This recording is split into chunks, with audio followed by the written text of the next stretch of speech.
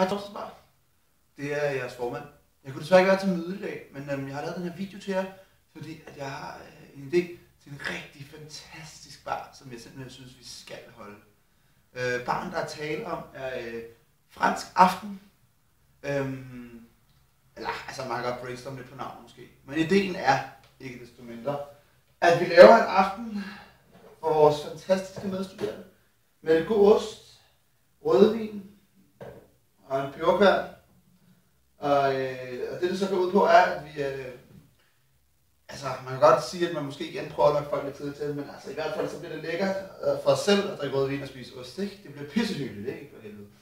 Og så er den yderligere idé, at der skal komme et liveband, som hedder Erø.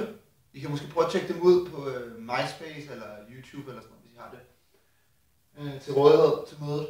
Og der kan I se, at de er nogle rigtig, rigtig flotte fyre, som spiller en blanding af noget Balkan og alt muligt andet lortemusik. Men der er gang i den. De leger de franskmænd og drikker rødvin af flasken, mens de er på scenen. Og de starter en god fest. Derudover så arbejder jeg også med noget, med nogle idéer omkring Jørgen Let og et cykelløb. Det som lidt af ideen med Jørgen Let cykelløbet er, at der er nogle øl, og vi har den der fantastiske gårdsplads, hvor man kan køre rundt. Så det bliver ligesom sådan et 6-dagsløb, hvor man bare kører rundt, og så sådan stafet med, at man skal have drukket nogle øl inden for en vis tid. Og noget med nogle holdopbygninger. Der tror jeg, at Alexander havde nogle rigtig gode idéer, så han måske vil dele med jer. Derudover så skal jeg huske at sige, at årets første torsdagsbar er blevet planlagt at ligge den 9. september. Vi har halvt fået rykket til den 16. Der er et andet arrangement. Statskundskab, de skal have noget banko.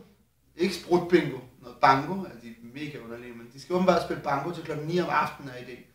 Jeg venter stadig på et opkald fra ham, der står for det, fordi at vi har aftalt med kommunebestyrelsen, at de prøver at sammenkøre det, så vi kan få lov at holde torsdagsbar den 16. Altså efter rusturen. Alternativt så kommer den, hvis den ligger den 9. til at ligge lige før rusturen, og det kan give nogle problemer i forhold til, at vi er bange for, at der er sådan nogle russerne, der ikke vil deltage, og det kunne vi jo godt tænke os, at de gør. Men i hvert fald så skulle det blive sådan, at jeg skal tale med ham her, gutten, og at vi skulle kunne aftale, hvornår at vi kan få lov at starte torsdagsbar. Så måske torsdagsbar, den første torsdagsbar, først kan starte klokken 7-8 stykker. Hvilket jo nok ikke vil gøre en stor forskel i virkeligheden, men det skal vi lige prøve at finde ud af.